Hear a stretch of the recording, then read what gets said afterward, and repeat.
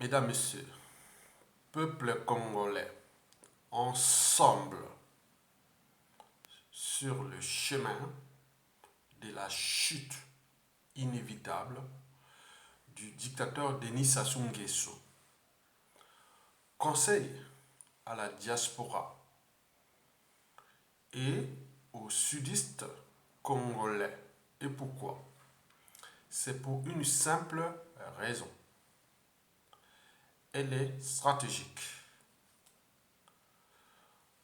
En effet, les messages en pleuvent. Comme quoi, moi, Ayatonga, je n'arrête pas de s'attaquer qu'aux nordistes et contre les Mbushi. Et comme si j'aurais la haine des nordistes qui moi-même était nordiste. Que j'aurais la haine des Mbushi alors que moi-même je suis Mbushi. C'est le paradoxe. Historiquement déjà, depuis 2010, j'ai vu une diaspora congolaise de France divisée en nord et sud. Donc j'ai essayé de recoller les morceaux de cette géopolitique qui est quelque part artificielle. Puisque quand on rencontre les Congolais en tant qu'individus, êtres humains, ils ont des relations sociales, intellectuelles, économiques, financières, culturelles et autres, même métissage nord, sud, est, ouest. On s'est dit qu'il y avait un souci. Donc je l'ai fait sur mon travail. Et vous les connaissez d'ailleurs. Et j'en ai reçu des coups bas et coups tordus. Et paradoxalement, ces coups-là ne venaient pas, peut-être, ont tenu ou commandé depuis le nord, le pouvoir de Sassou Nguesso, mais ceux qui les appliquaient, ces amalgames, étaient majoritairement au sud. J'ai trouvé ça comme un peu bizarre. Et donc, malgré cela, j'ai continué mon travail de résilience nationale. Pendant ce temps, des intellectuels, politiciens, militaires et même religieux sudistes dans la diaspora et au pays continuent à jouer encore ou font encore le jeu ou le double jeu de la dictature de Denis Sassou Nguesso. Mesdames, Messieurs, peuple congolais, au fond des choses, ces nordistes ont peut-être en partie raison. Et c'est la raison pour laquelle je vais désormais aussi la conscience intellectuelle, politique et militaire de nos compatriotes originaires du Sud du problème. Explication. Historiquement, ceux et celles qui ont la mémoire longue ont au moins un cerveau, une âme et une conscience, l'esprit contradictoire, l'esprit de la transformation ou de la transmission des valeurs de la raison, de l'esprit contradictoire, de la justice, du but de la condition humaine et sociale, du sens du patriotisme et surtout de l'unité nationale dans une nation qui n'existe pas encore, puisque tout est encore à reconstruire dans ce pays.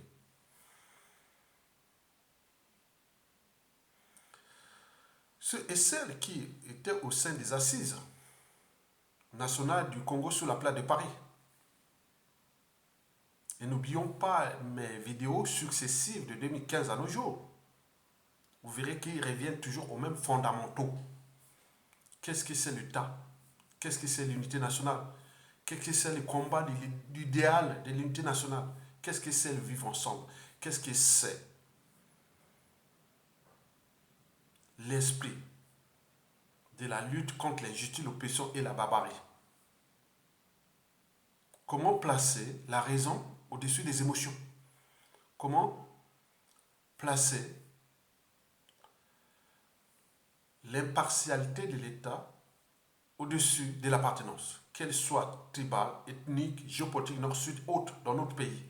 Ce sont toutes ces problématiques et ces enjeux qui définissent toujours euh, mon esprit. D'ailleurs, je voulais tout dire que je ne suis qu'un intellectuel. Intellectuel, au départ, on était là que pour écrire les livres et faire, qu'on appelle, parfois on les voyait dans les manifestations autres. Très bien. Maintenant, aujourd'hui, Internet est passé par là. La différence entre l'intellectuel et les diplômés ou l'instruit autre est que l'intellectuel, c'est un être instruit, plus ou moins diplômé, mais qui fait part de ses analyses, de ses points de vue sur des problématiques plus ou moins partagées. Au cœur des enjeux, je voulais te dire que ma conscience sera toujours au-dessus de l'appartenance. Parce que la conscience est en rapport avec la raison de douter. Si je doute, donc je pense. Si je pense, donc je suis. Le cogito. La raison est en rapport avec la pensée. La pensée, c'est faire entrer, oui, ou transformer un facteur entrant en un résultat. Transformer un facteur entrant en un résultat. Donc on peut écrire un livre, on peut mettre en place un produit, on peut faire tout ça. La pensée est au cœur de ce que nous interprétons à l'échelon macroéconomique comme l'entrepreneuriat, la politique, la productivité,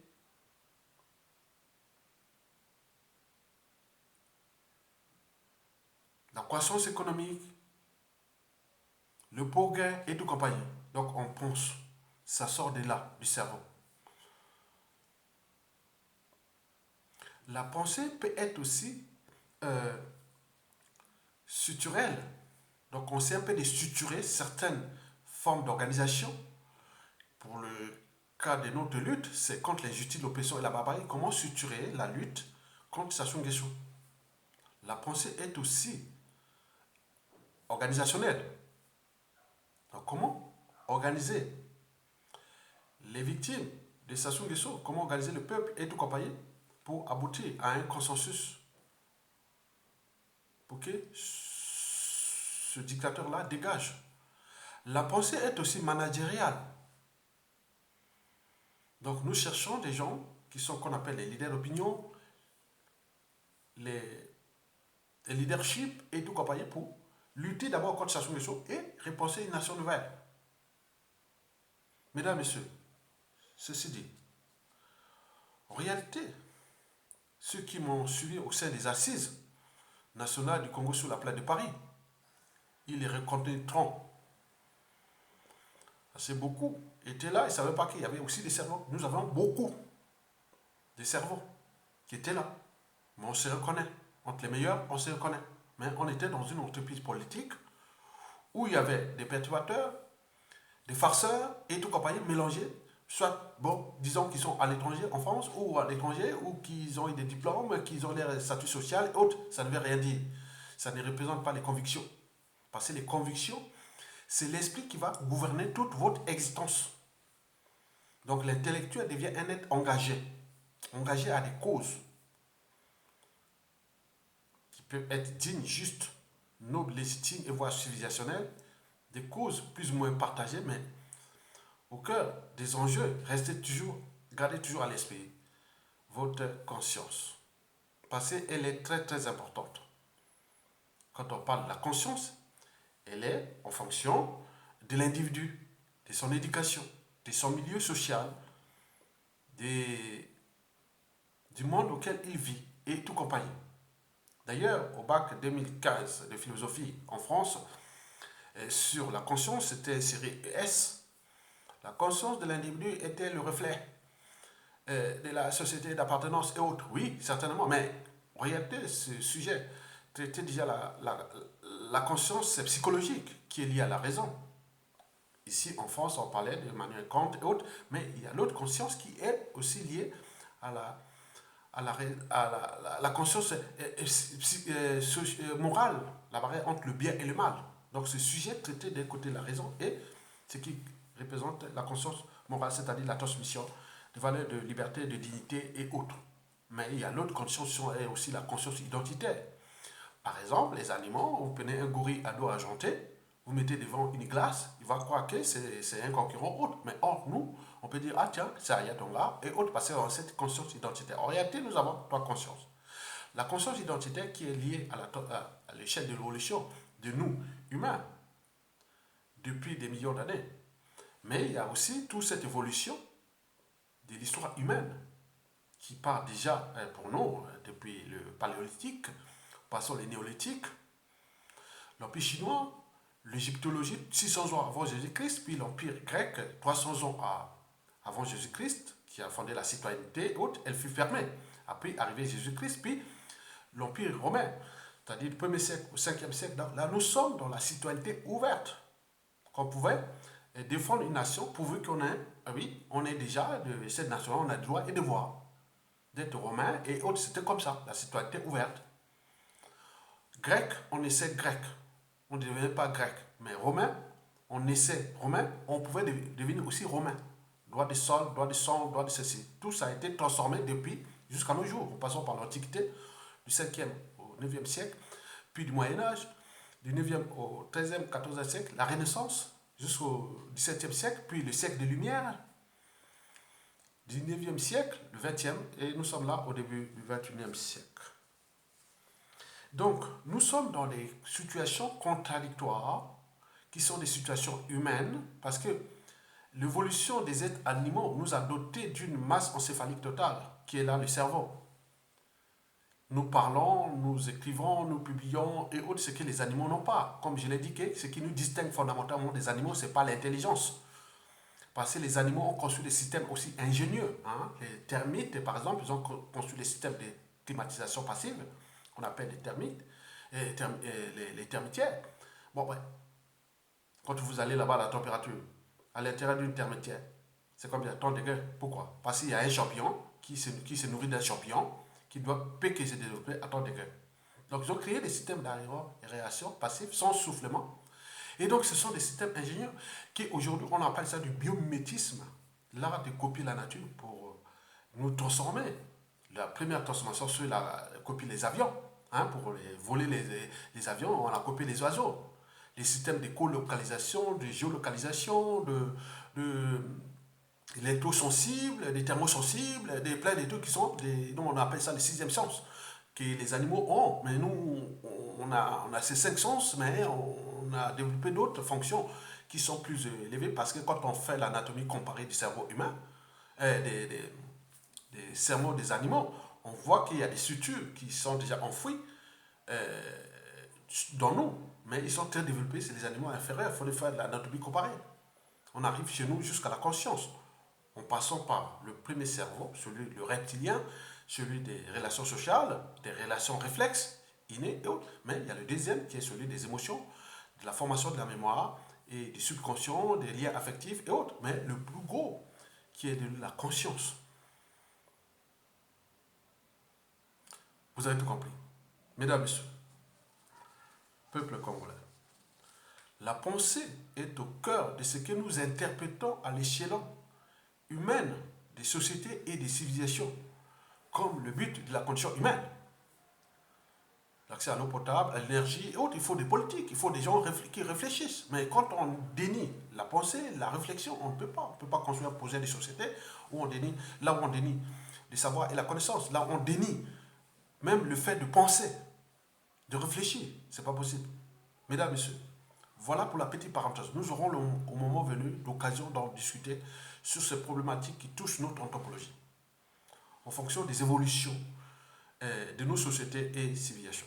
Mesdames, Messieurs, peuple congolais, donc je vais ici m'adresser aux sudistes, parce qu'on m'a dit, on m'a envoyé des messages, Attends, Ayatonga, attention avec des Bakongo là et autres. J'ai dit non, quel Bakongo? Dites-moi. Tu as un problème avec un individu du Sud Congo, pas avec des Bakongo. C'est la responsabilité politique, économique, sociale, amoureuse, tout n'est pas par association. C'est l'individu. La responsabilité pénale n'est pas par euh, association, c'est par individu qui était responsable. Chacun est responsable de ses actes. Mais si vous voulez mettre tout le monde dans un même point, il y a qui sont ceci, ça, vous trompez. Et c'est la raison pour laquelle nous tournons en rond dans ce pays. Puisque certains, soi-disant intellectuels, ont alimenté ces débats sans même aller en profondeur sur la pensée, le sens de notre humanité, qui nous sommes, pourquoi nous sommes là, pourquoi depuis l'esclavage, la colonisation et autres. L'histoire que nous retraçons de notre histoire, c'est celle déjà écrite par le colon depuis l'esclavage, la colonisation, autres. Avant le colon, il y a un hiatus total, il y a un vide total. Nous, en surnaturel, on appelle ça du hiatus. Comme on dit que, bon ben, quand on voit qu'on est parti des animaux, on arrive au stade supérieur d'humanité. Les stades animaux, puis, au chaînon manquant, l'animal, c'est le sauvage. Les chaînons manquants, c'est entre le sauvage et le barbare. Le stade inférieur d'humanité, c'est le barbare. Puis le stade d'humanité, celui qui a franchi les barrières de la raison, de l'esprit critique, de la conscience, de sa responsabilité haute. Mais il y a un autre stade supérieur d'humanité, celle qui touche le but du caractère sacré de la vie humaine. Et plein de choses comme ça, du but de la condition humaine. Que certains philosophes grecs parlaient déjà de l'hédonisme. L'hédonisme, c'est une doctrine grecque qui posait comme principe que le bonheur est le but de la condition humaine. Mais comment mettre le bonheur dans le but de la condition humaine? Il faut des penseurs, il faut des politiciens, il faut les gens qui peuvent financer les projets de société et autres. Donc, il y a toute une organisation d'un État, d'une société et autres que nous devons comprendre pour avancer dans l'espace et le temps, sachant que nous sommes dans une planète finie, que nos besoins de consommation sont illimités et que les ressources sont limitées. Nous n'avons nulle part où aller, sauf quelques météorites qui ont atterri sur notre planète Terre et les satellites que nous avions envoyés dans l'espace, qui devient aussi un problème de pollution spatiale. Mais nous allons nous mélanger. On n'a nulle part où aller. Rien ne se crée, rien ne se perd, tout est ensemble. Les molécules, les gènes et tout compagnie vont se transformer parmi notre planète Terre là qui va encore exister. Je ne sais pas si c'est encore 1000 ans, 2000 ans, 10 000 ans, 1 million d'années, dis-moi, on ne sait pas. Nous sommes là pour la contribution de cet écosystème qui est déjà humain, que ce sont nos impacts de la transformation de nos matières premières nécessaires au but de la condition humaine. Mais on les transforme, on les transporte, mais ça crée des pollutions, ça crée beaucoup de choses. Mais ça passe aussi au niveau de la consommation. Consommer quel produit, quel juste produit. Et là, on a mis des réglementations, des règles, des normes et tout compagnie. Donc, ils sont là. C'est un combat. Mais après avoir consommé, on rejette ça dans l'environnement. Donc, c'est un problème de déchets ménagers assimilés, déchets nucléaires, déchets tout. Donc, nous devons repenser dans cet écosystème qui rien ne se crée, rien ne se perd. Nous sommes dans un monde fini. Nous allons nous mélanger. Nous serons, je ne sais pas, d'ici 100 000 ans. Peut-être que l'Afrique sera que des facettes de type Obama, hein, et l'Europe peut-être des facettes de type la vice-présidente des États-Unis. Et donc, c'est ça. Donc, on ne sait pas. On n'a nulle part où aller. Nous sommes dans une planète finie. Donc, vous devez comprendre ça. Que vous voulez diviser mais non, c'est pas possible. Donc, il faut comprendre ces équilibres-là, avec les lois de la vie, de la création et de l'évolution. Mesdames, Messieurs, peuple congolais. Donc, je vais rentrer là en détail sur les réalités que je suis là pour alerter mes compatriotes du Sud, Congo. Parce que je ne suis pas un banquier. Mais où est le problème? Parce qu'un banquier, c'est quelqu'un qui te donne un parapluie quand tu as le soleil. mais il te les retire quand il pleut. C'est ça, un banquier. Tu donnes le parapluie quand il y a du soleil. Mais dès qu'il pleut, il te retire. Voilà. Donc nous, en amitié, parfois c'est ça. Quand on dit, ah tiens, quand l'autre est en difficulté, l'autre ceci, bon, donc notre pays est en difficulté. Et les meilleurs amis, on le sait. Ils ne sont pas que seulement chez nous, au nord, au sud, est, ouest, qui luttent contre cette dictature liberticide, antidémocratique, antisociale, criminelle, immorale, dissolue, confiscatoire, qui a ruiné et détruit tout un pays. Il est au fond là. Nous sommes en train de chercher à mettre les mécanismes pour qu'on sorte quand même là dans la dignité. Et c'est la raison pour laquelle j'alerte tous ceux et celles qui gouvernent ce monde, que ce que nous sommes en train de faire au Congo, on va laisser quel repère? Qu'un individu vient massacrer, tuer et autres, quoi qu'ils défendent la communauté internationale, quelle communauté internationale, ou la force Afrique ou autre, mais elle aussi, elle doute. Aujourd'hui, on sait que la force Afrique est dans les soucis en Afrique. Vous avez tout compris. Donc, je ne veux pas aller en détail. Nous aurons l'occasion de discuter sur ces problématiques-là. Et que tu auras la fin du Covid-19, nous aurons peut-être des tribunes. Et nous allons mettre des débats, où je mettrai tous les documents et que je vais faire des réflexions pour que nous puissions comprendre. Parce qu'en fait, chacun de nous a une culture générale. Moi, j'ai une culture générale à moi. J'en ai aussi d'autres, beaucoup, qui savaient que les intelligences se ressemblent et s'assemblent. Donc il faut aller dans ce sens, il ne fera jamais de mal. Même ceux qui sont complexés et autres seront toujours notre problème.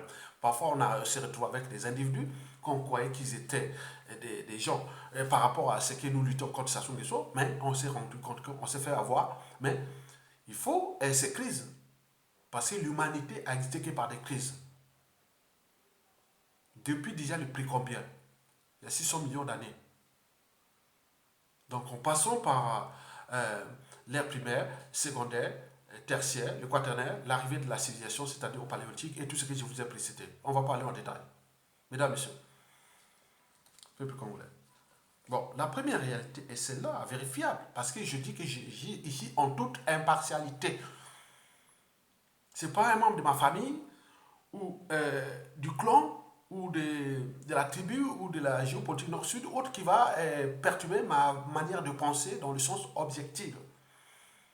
C'est pas parce que tu es noir que tu fais des conneries, tu fais n'importe quoi, que je vais dire passer à cause des blancs, à cause de la France. Oh non, non, ça ne me concerne pas. Nous sommes dans les transformations majeures. Parce qu'on a appris l'histoire de la vie, de la création, de l'univers, des sociétés, des civilisations. Donc on voit qu'il y a un processus. Et ce processus, les gens ont compris comment transformer ça maintenant positivement. Parce qu'on n'a nulle part où aller. Mais nous sommes dans les principes de l'entropie, entre l'ordre et le désordre. Parce que la matière a tendance à se désagréger, à se déstructurer. Mais comment éviter qu'il y ait moins de désordre? Le désordre au niveau de la matière, que nous exploitons, que nous produisons, et autres que j'ai dit, les nappes phréatiques, pollution, nanana. Donc, oui, la nature n'a pas peur de nous. La nature n'a pas besoin de nous. C'est nous qui avons besoin d'elle. Ce n'est pas la nature qui est détruite, c'est l'homme qui s'auto-détruit lui-même. Parce que les forces de la nature, les méga-forces, que ce soit de la gravitation universelle de la Terre, la rotation de la Terre, et ces forces colossales, l'électromagnétique terrestre et tout ça, le climat et autres, ce sont des forces colossales. Et nous gérons la météo et autres. Mais comment gérer cette météo pour que, dans le but de la condition humaine, nous soyons bien dans cette planète finie? Que si nous arrivons à le même niveau de consommation que c'est de l'Occident, de tous ces pays développés, avec les minimums qui nous restent, on n'y pourra pas. Comment trouver la juste population, la juste éducation, la juste production, la juste haute, pour garder ce que les hédonistes parlaient déjà du but de la condition humaine. Mesdames, Messieurs, peuple congolais, la première réalité, c'est que moi, en 2015, j'avais rencontré la fille de Tamba Tamba dans une manifestation, disons en 2014, c'était contre l'opération Bataille à Bakol. Nous étions à l'ambassade du Congo-Brazzaville à Paris, à l'angle de la rue Paul Valéry et l'avenue Victor Hugo, dans le 16e. Et donc, il m'avait fait une interview de 5 minutes. J'ai dit non, que tant que l'Afrique ne sera pas debout en termes de libertés fondamentales, des droits fondamentaux, des respects des institutions, règles et autres, nous ne serons jamais respectés. Même un noir peut être intelligent, riche, autre, même pouvoir. Nous ne serons jamais respectés. Alors que l'enjeu et qu'on donne au moins la respectabilité des fondamentaux de la société et de la civilisation. Vous voyez que l'exemple qui vient de se passer aux États-Unis, c'est un cas d'école des institutions fortes. Et donc, nous sommes dans ces dynamiques complexes. Mesdames, Messieurs. Donc, Sani Tamatama avait fait une vidéo. Hein, j'avais demandé, je lui avais dit que je l'avais rencontré, on est allé faire une vidéo chez elle là-bas, dans sa famille, avec sa famille, dans Paris-Nord, dans une banlieue Paris-Nord. J'avais leur dit à cette militante de la résistance, parce que beaucoup des enfants des anciens dignitaires qui ont détruit ce pays, beaucoup se sont tués. Mais elle, au moins, elle s'est affirmée. Il y a d'autres comme ça, hein, comme avait elle, Bob Baka, on a eu beaucoup de choses comme. Voilà, donc ça, c'est Nord-Sud, j'ai cité deux, mais il y en a pas beaucoup. Donc, ils se sont tués, ils sont là, comme terrés, ils ont peur de quoi, je ne sais pas. Mais elle avait pris ses responsabilités sanitaires dans Tamatama, c'est pourquoi il faut quand même la reconnaître. Puis, il y a aussi Bob Baka qui a pris aussi ses responsabilités, mais nous avons des contradictions, on s'échauffe, on s'énerve, mais moi, je l'ai toujours dit que, quelles que soient mes contradictions, mes colères autres par rapport à des situations, moi, je sais toujours que, tiens, tu es meilleur, tu es meilleur. Je l'ai dit, moi, je ne peux même pas, il y a des gens dans la diaspora qui je ne pourrais même plus être, pas mon ami, mais au terme de la pensée, au terme de l'esprit, compatriote, de conviction, je dis non, mais s'il y a des postes de responsabilité énormes, il faut donner à cet individu, mais je vais être que dans le sens là. Donc, j'ai dépassé le sens des rancunes ou de ceci. Mais les autres prennent ça, ils vont loin. Mais nous, on n'est pas là dans ce sens-là. Donc, vous voyez que Sarkozy et Jacques Chirac, vous voyez ce qui s'est passé en 1995, j'étais là. Mais on a vu comment elle a fait, comment elle est devenue sur être président. On a vu aussi des autres comme ça. Donc, quand il y a l'esprit, il faut aller dans l'esprit. On n'est pas amis, mais le temps d'intérêt général du peuple autre. On n'a pas besoin de dire non, mais Ayatonga, je suis en contradiction avec Ayatonga. Ah, j'ai peur aussi, il prend le pouvoir. Non, non, jamais, jamais. C'est bien au contraire. Je ne suis pas ton ami, mais pour les cas d'intérêt général, je suis là. Je dis non, pas ça. Je l'ai vu, beaucoup se sont même surpris. Que, ah tiens, ils avaient peur qu'Ayatonga fasse. Non, non, ils se retournent. Ah, mais il est le même. Et c'est depuis une histoire qui date de mon éducation. Vous avez compris, et de mes espérances de vie ici dans la société et dans la civilisation, qui je suis ici en France. Vous avez tout compris. Mesdames, Messieurs, peuple congolais. Donc en 2015, bon, ben, je l'avais dit que le Sud, c'est 2 tiers de la population, 2 tiers des villes stratégiques, 2 tiers de, de, de l'économie. Si et seulement si les sudistes se réunissaient en 2016, j'ai parlé ça à l'époque, on n'est pas encore à 2 pas de changement de constitution. Je lui ai dit ça. Je ne sais pas s'il a mis la vidéo haute. Si vous vous réunissez, c'est la majorité. Vous bloquez. Il ne faut pas dire non, on va faire insurrection. Non. Vous allez dire qu'il y a les corporateurs, ils vont dire ah oui, mais il va nous massacrer. Mais restez chez vous. On l'a fait ça depuis 5 ans déjà. Qu'est-ce que ça donne comme résultat? Rien du tout. L'enjeu à l'époque, c'était l'unité du Sud. Or, l'unité ne se décrète pas. C'est construit au gré des épreuves. Mais là, ils ont subi des épreuves depuis le coup d'État depuis 1997 déjà, jusqu'à nos jours. Ils n'ont cessé de massacrer, détruire le Sud. Mais ils ne sont pas capables de s'entendre ensemble et autres. Même pendant les manifestations contre les terroristes d'État dans le pôle, on n'était que 300-400 personnes, plus les étrangers qui sont venus. Mais il n'y avait pas beaucoup de choses, alors qu'il y a plus de 100 000 Congolais en France. Donc c'est le paradoxe. Donc la situation n'est pas que sudiste ni nordiste. On ne peut pas décréter l'unité. L'unité, c'est comme la confiance. Elle ne se décrète pas. Elle se construit au gré des épreuves. Et donc, vous êtes compris. Donc, sur ce plan-là, j'ai pensé que la situation est congolaise. C'est une anthropologie congolaise. Les gens plus ou moins intelligents peuvent se tuer, moins organisés, puis encore, ils ne sont pas courageux. Et la naïveté et autres, la lâcheté, ils sont que dans les amalgames, les boucs émissaires et autres. Qu'est-ce que ça peut faire quand il y a des individus entraînés et conditionnés contre vous? Et ce que fait Sassou Nguesso, c'est du pain béni. Mais après lui, combien d'autres victimes? Parce que les mêmes causes créent les mêmes effets. Et que l'histoire a tendance à se répéter. Puisque le futur, c'est toujours le passé et le présent qu'on ignore. Vous avez tout compris. Donc, sur ce plan de l'unité du Sud, j'en ai fait mon boulot. Et que beaucoup l'ont reconnu, mais j'étais confronté à beaucoup de sudistes qui, quelque part, me damaient les pions derrière. Hein. Bon, donc, j'ai trouvé ça comme une contradiction. La deuxième réalité, c'est que le cas Jean-Marie-Michel Mokoko, qui soi-disant a été voté par les sudistes, mais paradoxalement, dans d'après les sondages, il reste toujours populaire, que ce soit au nord, au sud, l'est, à l'ouest, mais au sein de la classe intellectuelle.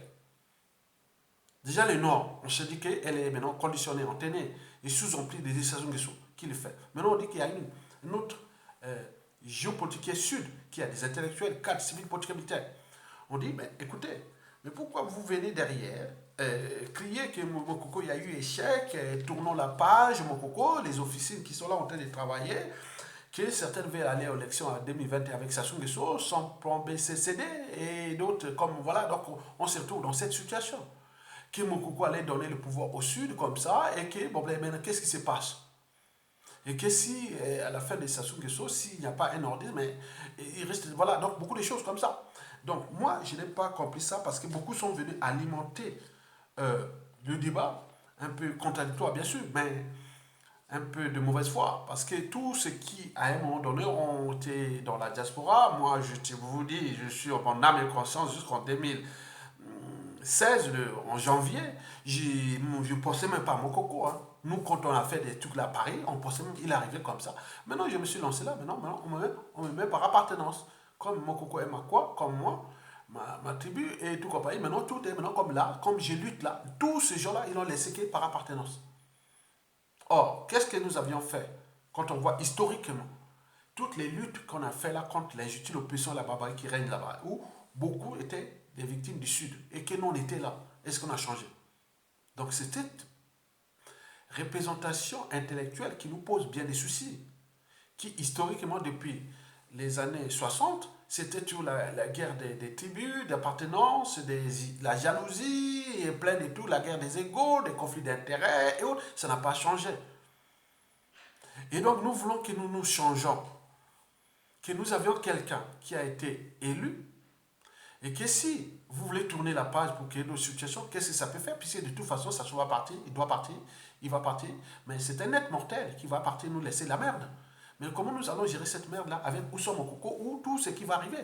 Donc il faut qu'il y ait des gens qui ont cette constance de la pensée. On le voit ça dans les pays qui ont toujours avancé. Mais si vous détruisez ceux qui prennent des risques pour l'intérêt général, il y a devient un souci, surtout quand on a été à l'école, instruit et autres. Vous restez dans vos officines, et notre clanique et tout compagnie, mais savons que là, la cause Mokoko est d'abord une cause nationale, puisque un dictateur n'a pas de concurrent à sa taille tant que le peuple ne relève pas le défi. Mais le défi, il a monté déjà au niveau politique. Que non, mais oui, il allait voter massivement, mais il est passé un dictateur. Pour le faire partie, il y a 4 fondamentaux. Hein. Soit insurrection, soit rébellion, soit coup d'état militaire salutaire, soit la mort accidentelle ou naturelle du dictateur. Donc voilà. Mais qu'est-ce que nous avons choisi dans là? Vous avez tout compris, mesdames, messieurs. Donc, sur ce plan, au niveau des sudistes, qui certains sont en train de dire oui, mais vous avez dit que ça soit allé partir. Non, non, ce n'est pas le problème. C'est un processus. Je vous l'ai dit que les dictateurs, c'est un homme politique qui exerce le pouvoir de façon absolue, sans qu'aucune loi ni institution ne les limite dans les temps. On te dit que ça ne s'arrête pas et ça ne s'arrêtera jamais tant que le peuple ne relève pas le défi. Les 4 défis que je vous l'ai dit, 3 défis, plus son défi personnel, c'est-à-dire 1, il faut le peuple prend ses responsabilités insurrectionnelles, révolte. 2, si ce n'est pas possible, c'est quoi? C'est le coup d'état militaire salutaire ou une rébellion. À des fois, on attend sa mort naturelle et autres. Mais pour notre pays, il est détruit. Donc, on est en train de laisser détruire un pays par un individu. Et demain, on va revenir sur les amalgames nord-sud et nanana. Et qu'est-ce que ça peut faire puisque les autres sont obtenus et autres. Donc, vous allez retrouver dans un corps une merde. Il serait déjà parti. Il n'est que du passage sur terre, comme tout être vivant. Mesdames, messieurs, troisième réalité, c'est le risque d'implosion du pays. Vous avez vu la montée en puissance des sécessionnistes? Ben oui, comme le dit le professeur Franklin Nyansi, qui est camerounais, il dit que la même situation, on le voit en Côte d'Ivoire, entre le nord et le sud, il existe d'implosion. On voit au Cameroun, il existe de 5 pays, entre les anglophones, les ouest, les bassa, les Aoussa et les sud. Donc, ils ont fait ça, c'est une situation France-Afrique. Par conséquent, tous ceux qui alimentent la division, ils ils sont valorisés et autres. Ceux qui prennent l'unité, ils sont insultés, ils sont traités de fous, des autres. Mais c'est une entreprise qui est là. Vous comprenez l'art de diviser. Les tribalistes doivent régner dans ces dictatures-là. S'il n'y a pas de tribalisme et la géopolitique et tout ça, ça ne marche pas. Donc il faut trouver l'énergie qui nourrit une tyrannie. France-Afrique. On l'a trouvé, ce jeu-là, des divisions, d'explosions. Quand les colporteurs disent non, l'État du Sud ou autre, mais qu'est-ce que ça peut faire? Je leur dis non. Prenons d'abord le temps de dégager sa solution. Si on veut construire un État Sud-Congo ou autre, ça après, il n'y a pas de souci. Il y a des possibilités, mais pourquoi vous venez encore alimenter les magas que toute la responsabilité n'est que des nordistes, que des ceci. Donc on reste là donc dans le flou, qui est la méfiance et la défiance. Et dans une lutte, quand le climat de méfiance et défiance est total, ça ne marche pas. Et c'est pourquoi, c'est la raison pour laquelle Sassou joue contre nous. Et lui, c'est un autre mortel, il va partir. Mais le pays est déjà dans le faux, dans le trou. On est en train d'enfoncer un pays par notre coopération passive. Même intellectuels et autres. À un moment donné, on s'est dit non. Quand on s'est retrouvé, on dit non. Mais j'ai quand même honte d'être intellectuel dans ce pays. Pourquoi voilà. Donc, vous comprenez. Donc, sur ce plan stratégique de l'implosion du pays, il faut le savoir que Denis Sassou Nguesso joue avec ce jeu-là. Et on a trouvé la matière dans le sud. En raison des premières, deuxième et cette troisième réalité que je vous l'ai dit. La quatrième réalité est France-Afrique.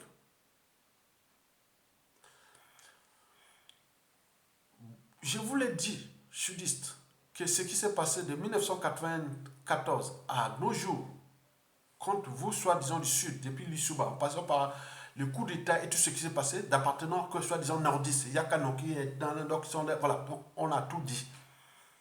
Mais la France-Afrique, c'est un gros poisson. Il y a les enjeux des grandes puissances. Or, dans les structures d'adaptation, dans les lois d'adaptation, que ce ne sont pas les êtres les plus intelligents, ni les plus fortes qui survivent au changement.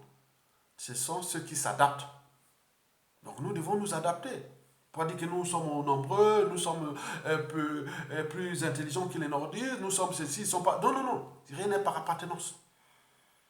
Donc vous devez trouver des stratégies d'adaptation par rapport à la réalité qui est là, que nous avions une France-Afrique qui a aussi peur de son passé en Afrique, et notamment dans notre pays.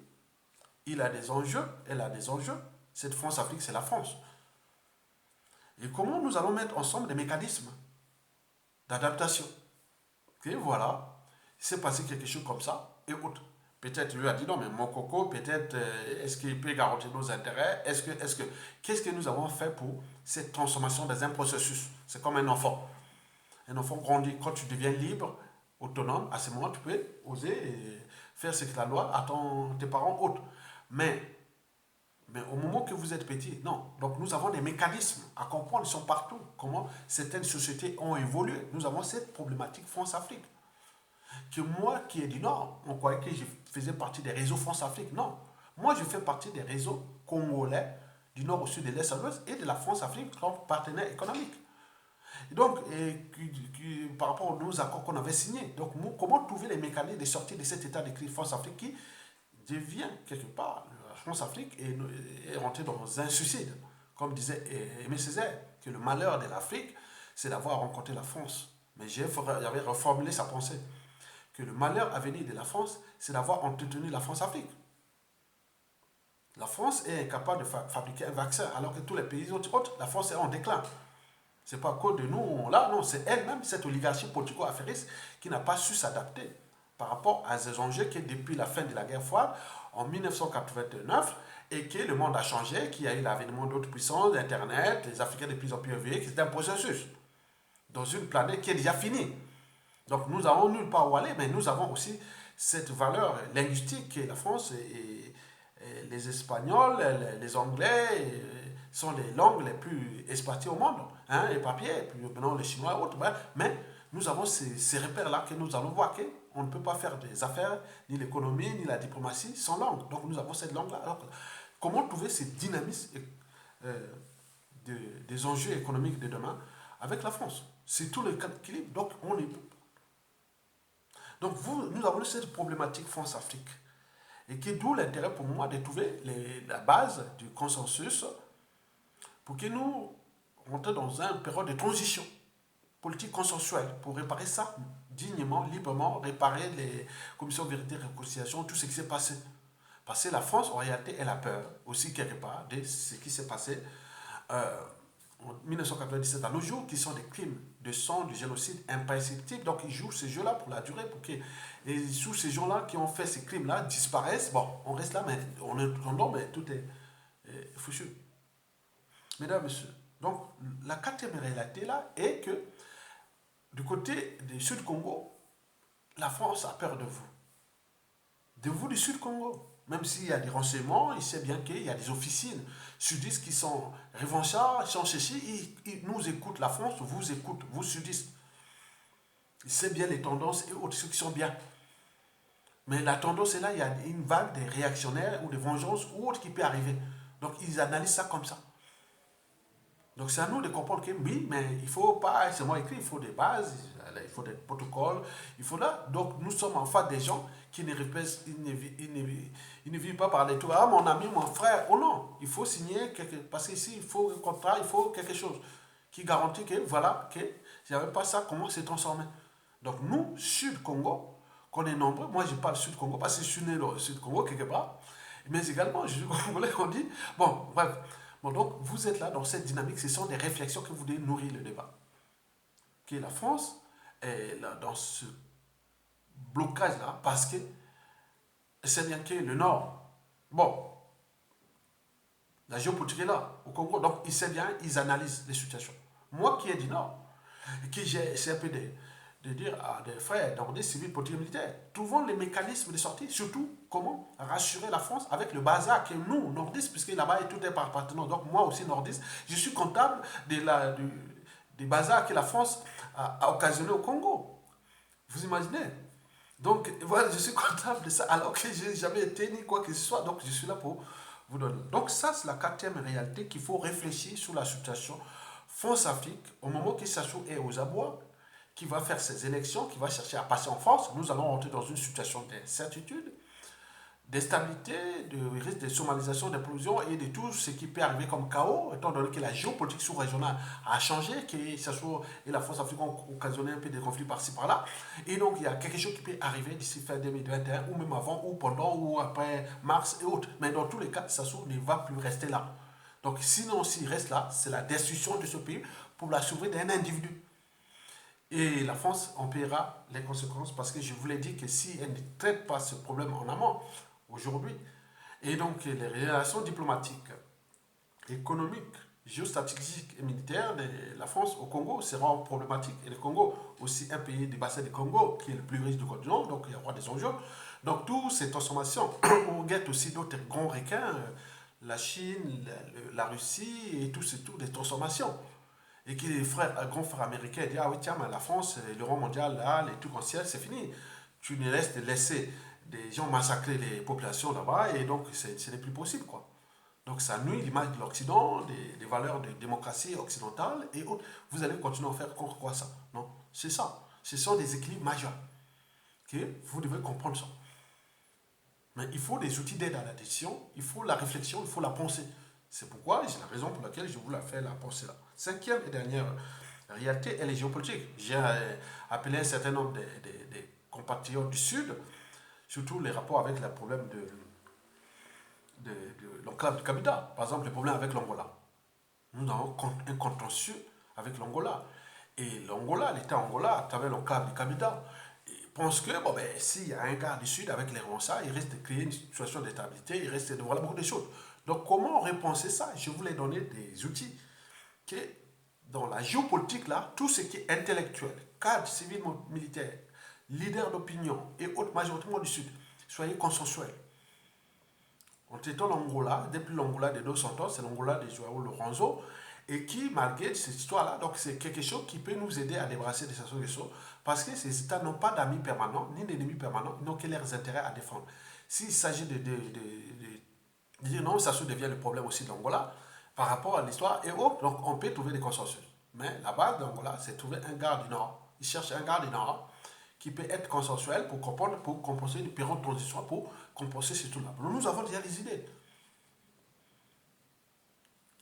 Le club de Kabila, là, il pourra progressivement, avec le retour du Congo-Brazzaville, nous avons les liens historiques avec l'Angola. Nous pouvons transformer cette région en une petite semi-autonomie intégrée à l'Angola. C'est un pays Angola comme la Corse, comme le Monaco en France, autres.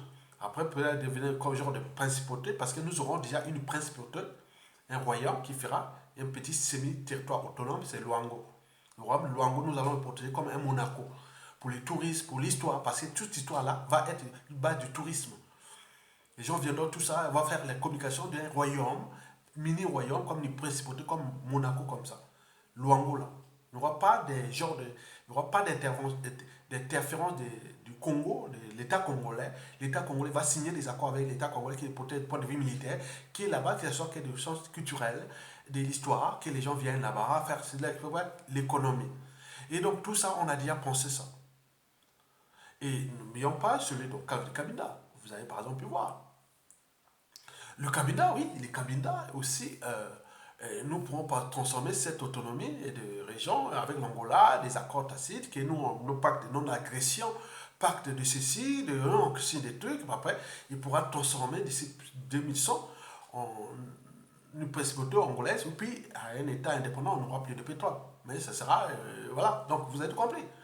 Mais nous avons aussi le royaume B, oui, il y a des séphéries, il y a beaucoup de choses dans ce dynamisme de la transformation dans un État qui doit protéger et qui est à l'intérêt de ces États. Les gens font l'économie, les culturels et tout ça en libre, indépendant, mais nous avons les armées, la police, les renseignements, tout ça, on protège notre pays, mais l'activité économique va se passer naturellement entre les petites royautés, le royaume de l'Angola, les royaumes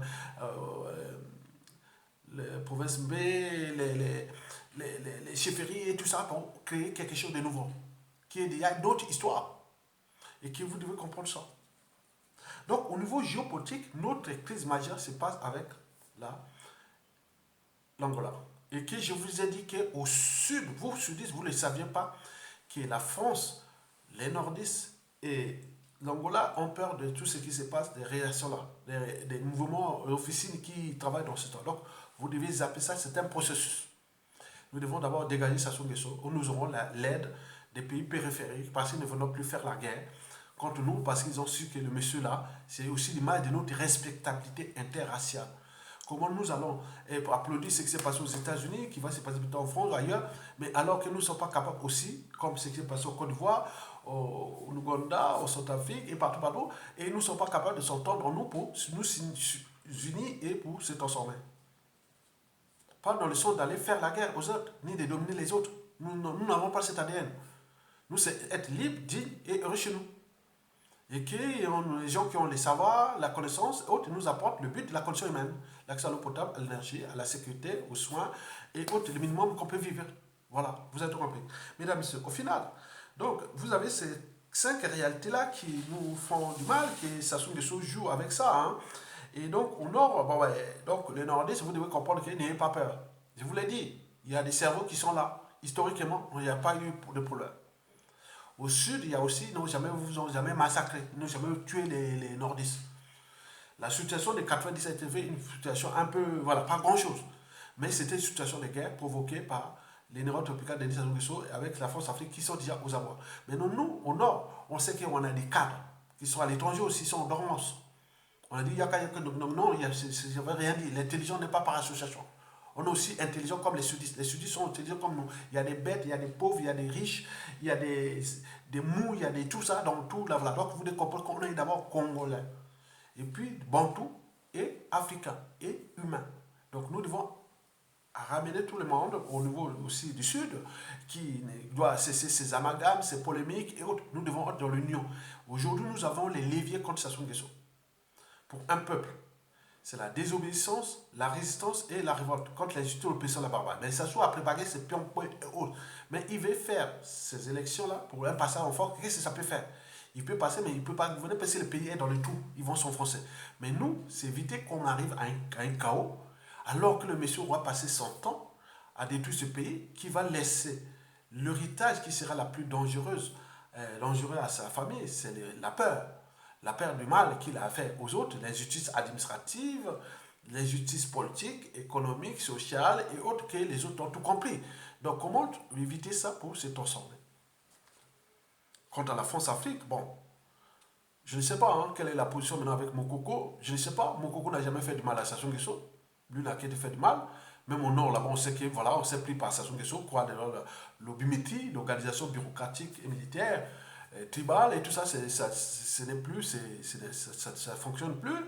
Le noumazalisme est périmé et que le monde a changé, que les gens, même dans la Likwala, ils sont maintenant contre Sassou, dans toutes les régions du Congo. Qu'est-ce que vous allez travailler encore quoi pour faire quoi? Donc ils jouent au banditisme, au terrorisme et à la sorcellerie. Vous savez que la sorcellerie au XXIe siècle, ça ne paye pas. La sorcellerie des Sassou Nguesso contre ce peuple ne payera plus. Donc qu'il arrête. Donc c'est nous de le conduire par la grande porte, voilà, et que tu peux aller rester tranquille et que bon, ben, on va venir te chercher pour tes crimes, ou tu as caché les magots, qu'est-ce que tu as fait. Non, non, non, c'est tout l'enjeu. Mais il ne veut pas, mais il sera obligé, il est obligé, puisque l'État du pays là, il ne pourra rien faire. Ces élections, c'est que du banditisme. Même ceux qui les respectaient ne les respectaient plus. Il est isolé à l'échelle nationale, au niveau géopolitique sous-régional, et tout ça, il fait que du banditisme parce qu'il a encore un petit peu de marge de la France-Afrique, d'une certaine oligarchie, qui les protège, qui les donne, ceci, mais pour ce pays-là, c'est fini, c'est fini. Qu'il cherche un autre pion après, ça ne marchera pas. Parce qu'aucun parti politique, aucune officine politique, aucun pouvoir politique ne pourra réparer l'âme des Congolais sans qu'il n'y ait pas une transition consensuelle, pacifique. On fait quelque chose de 2, 3, 4, 5 ans ensemble pour repenser une nation nouvelle. Mesdames et messieurs, peuple congolais. Donc, au point nordiste, je voulais dire, sudiste aussi, France-Afrique, géopolitique. Je dis que moi, sur l'esprit géopolitique, je suis un panafricaniste, mais responsable. Moi, ma priorité, d'abord, les intérêts de mon peuple. Parce que ce qui ça doit faire dans ce pays, le pays est maintenant aux mains des étrangers. Nous devons d'abord vous dire non, mais écoutez, ce pays-là d'abord doit revenir à nous-mêmes Congolais. Et après, on verra, comme vous êtes étrangers, on vous aime, nous étions aussi étrangers autres, mais on a besoin de tout le monde. On a besoin, voilà, donc nous allons travailler ça dans les règles d'un État. Pas celle de Sassou Nguesso qui fut celle de la prédation, de l'esclavage et de la colonisation par les étrangers dans notre propre pays. C'est fini ça. Mesdames et messieurs, peuple congolais, rassurez-vous, Denis Sassou Nguesso va tomber. Doit tomber. Et pourquoi? Parce que son pouvoir n'est pas une loi naturelle. C'est accidentel. C'est à cause des erreurs successives depuis les années 60 à nos jours que ces gens-là, beaucoup, ils les ont éliminés. Hein. Ils sont abusés d'eux, c'est leur monde, hein, c'est leur vie, c'est leur honte, c'est pas à nous. Donc il va tomber parce que le pouvoir est accidentel. Il n'est pas une loi naturelle, ce n'est pas Dieu ou autre. Il peut parler de Dieu, ça ne veut rien dire. Et donc vous avez tout compris qu'il va tomber parce que toute dictature a durée de vie limitée. Donc Sassou est à la fin. Je vous l'ai dit qu'il est là. En fait, tout ce parcours, il est là. Il est là, il reste là. Et donc, c'est nous, peuple congolais, civils, politiques, militaires, les plans hauts, les stratèges, ceux qui vont diriger le pays. Je vous ai dit que personne ne sera abandonné dans ce pays à la chute de Sassou. Parce que les ressources que nous allons récupérer, les ressources internes et tout compagnie, on veut mettre les conditions pour que tout le monde retrouve le pouvoir d'achat. Et pourquoi on remet l'éducation, la santé, la sécurité et autres pour vivre libre et heureux chez nous tranquillement. Il y a du nord au sud, de l'est à l'est. Et ceux qui sont là, qui travaillent dans l'ombre, ils ont déjà l'air, surtout, d'organisation, de ceci, ils savent bien que qui demain, Sassou tombe, va prendre tel réseau du pays, des administrations, ça de l'économie, ça du gouvernement et tout. On le sait, on le sait. Ils sont du nord au sud, de l'est à l'est. Donc c'est à vous de vous affirmer. Ne vous laissez plus en catimini, comme des lâches, des moutons. Non, vous devez vous identifier maintenant. Vous cachez, attendre que ça se tombe, après vous dites mon frère, mon... Non, non, ça c'est pas bon, ça passera pas. Mesdames et messieurs, enfin, bon, ben, nous avons un pays détruit, hein. Il est détruit. Il est détruit. C'est terrible. Le pays est détruit. Donc c'est à nous de comprendre que nous, on ne veut plus de ce monsieur-là. Que l'histoire du Nord, Sud, Est, Ouest, c'est que ça que je vous ai défini en tenant compte des lois énormes qui sont de la terre, de la création, de l'univers. Les lois de la société, des civilisations, des cycles de vie, énergie, matière. De tout ce qui définit ce que nous sommes humains. Et que nous sommes dans un monde et une planète finie. Et que nous allons nous mélanger. Et que nous laissons quelque chose pour le futur, pour les uns et les autres. Que les Nations Unies, les peuples, autres, c'est chaque pays. Donc si nous développons notre pays, les autres font, prenons nous comme exemple. Et on a la pensée, on a l'exemple. Donc nous devons dégager sa solution. Donc il n'y a plus de rôle là à jouer là. Que ce soit vous soyez ninja, cobra et autres. Vous verrez que la situation qui va se transformer, on va dire, attends, Il a utilisé que les enfants, les petits-enfants, voilà, les Congolais pour contre eux. Non, on ne veut plus. On va vous tout recouper. Pour dire non, voilà l'enjeu, l'intérêt général, tout ce qui va arriver. C'est pour vous. C'est pour vous, on fait pour vous. Vos enfants, vous pouvez, ah, je suis maintenant Congolais, je suis au Congo, je suis fier d'être Congolais. C'est tout l'enjeu. Et respecter. Dans le Conseil des Nations et des peuples. Je vous remercie et à bientôt.